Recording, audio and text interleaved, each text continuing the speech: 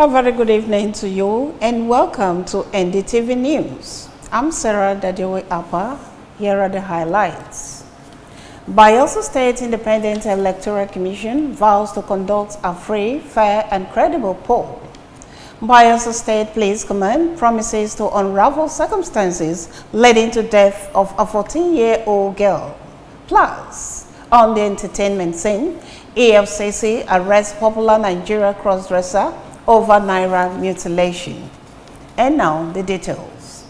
Ahead of the 2024 Bayelsa State local government elections scheduled for Saturday the 6th of April, the State Independent Electoral Commission has declared its readiness to conduct a free, fair and credible exercise. Chairman of the Commission, Dr. Peter Singabele, made a declaration on Thursday while on an inspection tour of sensitive electoral materials deposited at the Central Bank of Nigeria in Yenagoa, alongside journalists, party agents, security agents, and stakeholders. Correspondent George Amele was there and now completes the report. Chairman of the Bayelsa State Independent Electoral Commission, BSIEC, Dr. Peter Singabele on Thursday, led critical stakeholders on an inspection tour of sensitive materials domiciled at the Central Bank of Nigeria, Yenagoa branch. These materials shall be used to conduct the 2024 Bayelsa State local government elections scheduled for Saturday, the 6th of April, to elect 8 chairmen and vice chairmen, as well as councillors that will man the 105 wards in the state. The chairman of the commission assured Bayelsans of a credible and acceptable process, noting that a total of 17 political parties are vying for the grassroots positions. We have invited the security agents. You can see very senior police officers around from the DSS and the press. So the ceremony is simple but very important. We are here to confirm that BSIEC, in fulfillment of his promises of conducting very credible elections, has decided to lodge our sensitive materials with Central Bank, and that is the standard practice even with INEC, and that is a major step forward. These materials will be distributed to the various places, to the local government areas and the units in good time for our officials to work with. We've trained the personnel. We are even using database from INEC, some people that have had better training even with INEC. So we are equipped in terms of personnel and materials for the election. Stakeholders are happy with the process leading to the exercise. The reason why we are here today is to inspect the result sheet, to know if it's complete, also look at the booklets, to be able to identify what the BSIEC have brought for this election, so that at the end of the day we will not have mixed result sheets. And as so far what we have seen here is the proof that BSIEC, they are ready for the election. So far so good. The way of inspection of materials is good.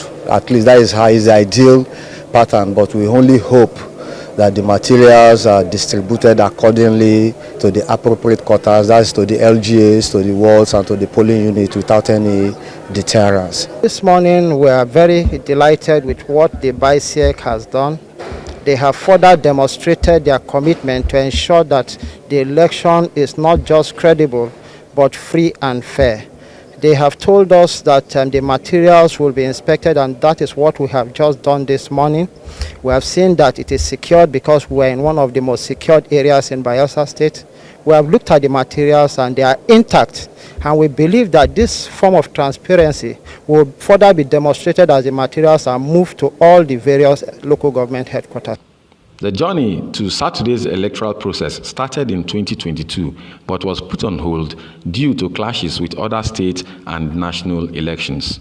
From the premises of the Central Bank of Nigeria in Yenagoa, George Amele reporting for NDTV News. The Bayelsa State Commissioner of Police, Alon Yenu Francis Ido, says a discreet investigation will be conducted by the force to unravel the circumstances leading to the death of a 14-year-old girl, Shalon Ebitari, in a hotel in Yenagoa. The Commissioner of Police, who made this known through a press statement by the Police Public Relations Officer, ASP Musa Mohammed, explained that based on credible intelligence, the police personnel attached to the Ekeke Division were able to apprehend 17-year-old Lucky Okubo in connection with the death. He explained further that the suspect, upon interrogation, admitted taking the deceased to a hotel in Yenagoa with the intention to have carnal knowledge of her before the unfortunate incident. CP Ido, while urging the Bayelsa public to remain calm to allow the police to do their job, called on them to be vigilant and to report any suspicious activities to the nearest police station. The deceased was a resident of Accredited community in Yenagoa local government area of Bayelsa State. The Medical and Dental Council of Nigeria has accredited the Bachelor of Medicine and Bachelor of Surgery program at the state-owned Bayelsa Medical University. The approval enables the medical students in the university to participate in Part 1 of the MBBS examination. The MDCN Deputy Registrar, Dr. Onwaemeka Onwankama, who led an 11-man delegation on a 2-day inspection and accreditation visit to the university, disclosed this when the team visited Governor Doyedere at the government house in Yenagoa. Dr. Wakama, who expressed satisfaction with the progress of the young medical institution, also stated that the MDCN had increased the MBBS admission quota per session from 50 to 100 students. He lauded the state government and the BMU for their efforts in raising the standard of the institution. He also commended the ownership and funding of the 2 medical schools by the Bayelsa government and urged the government to, among other requests, revive the BMU Teaching Hospital project, provide buses for the institution, continue to employ qualified manpower, and build more laboratories, as well as complete the satellite campus at Sampo. Responding, Governor Doyedere thanked the council for the dispassionate assessment of the institution and the administration, saying he was determined to fulfill the mandate of people of the state.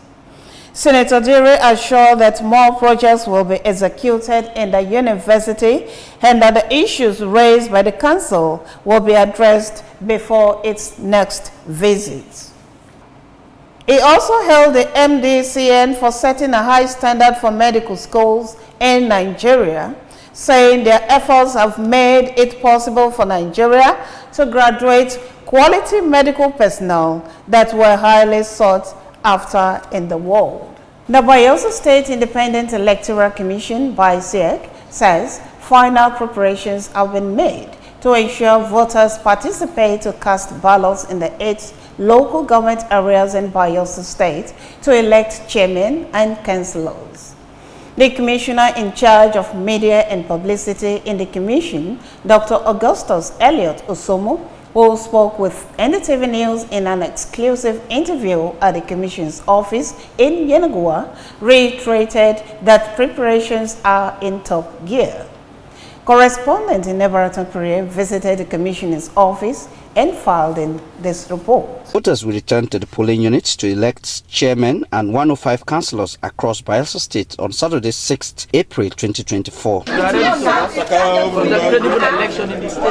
On a visit to BSIEC, finishing arrangements are in top gear as non-sensitive electoral materials were distributed.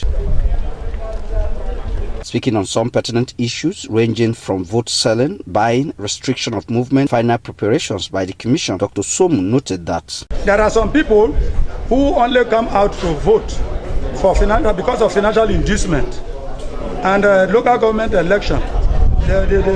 We are not expecting that it will be like a governorship or presidential election. beckon them to go out and vote. But me and you here, we cannot preempt them. So, but we're expecting that there will be a turnout.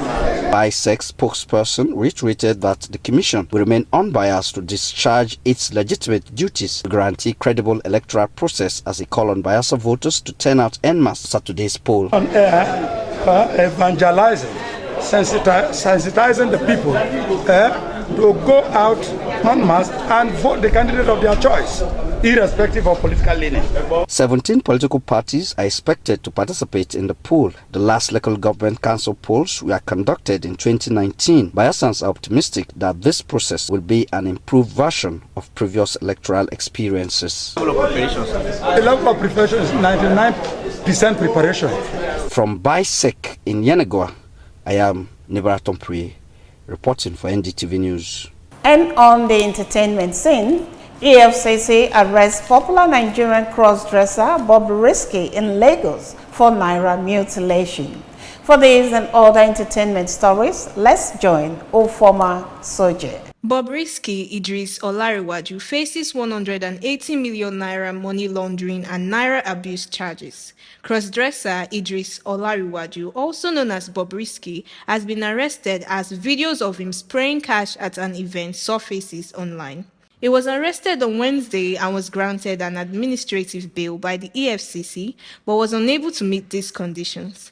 The Economic and Financial Crimes Commission, EFCC, is to arraign Bobrisky before the Federal High Court, sitting in Ikoyi, Lagos, today, Friday. It will be docked before Justice Abimbola Arogboro on a 6-count charge of the alleged laundering of 180 million naira through his company, Bob Express, and tampering with 490 million naira notes by spraying. Idris Olariwaju is also known as Mummy of Lagos and has found his way out of sticky situations. Nigerians are all waiting to see how this will turn out for him. One of the 4 Twitter users sued by Nathaniel Bassey stands his grounds, says he won't apologize. After gospel singer Nathaniel Bassey pressed charges after being accused of fathering Mercy Chinwo's child, some of the accusers have come online to apologize, including a user known as Okoronwonko Ejike tendered a sincere apology online. But this wasn't so for a particular user, as he claimed not to have done anything wrong except giving his opinion, and says it is not a crime to have an opinion. Let's see how Nathaniel Bassey would react to this, as a lot of Nigerians have come online to appeal to him to practice the forgiveness which he preaches. I am Ufoma Soje, reporting for NDTV Entertainment News. And on sports, Nigerian goalkeeper Stanley Nwabali says no club has approached him for a possible transfer. Our sports correspondent, Ayem Tamara Miene, completes the story. Nigerian goalkeeper Stanley Nwabali says no club has approached him for a possible transfer. The 2023 AFCON runner-up Stanley Nwabali said he has not received any offers from clubs after the 2023 African Cup of Nations. Previously, there have been reports suggesting interest from England, Belgium, and Saudi Arabia. However, in a chat with Farpost, the shortstopper distanced any talks of a transfer due to lack of direct contact. In the EPL, Cole Palmer's hat-trick ends Chelsea's first EPL win over rivals Manchester United in 7 years. It was a pulsating game of football with Palmer running the show at Stamford Bridge. Cole Palmer struck twice in the 10th and 11th minute of stoppage time to secure an astonishing 4-3 victory against United after the Red Devils relinquished a 3-2 lead in the most dramatic of late collapses. I am Ayemi Tamara Miene, reporting for NDTV Sports. And in closing, ahead of the 2024 Bayelsa State local government elections scheduled for Saturday the 6th of April, the Independent Electoral Commission has declared its readiness to conduct a free, fair, and credible exercise. We also brought you a report that the Bayelsa State Commissioner of Police, Aloyenu Francis Edo, says a discreet investigation will be conducted by the force to unravel the circumstances leading to the death of a 14-year-old girl, Shalom Ebitare, in a hotel in Yenagoa.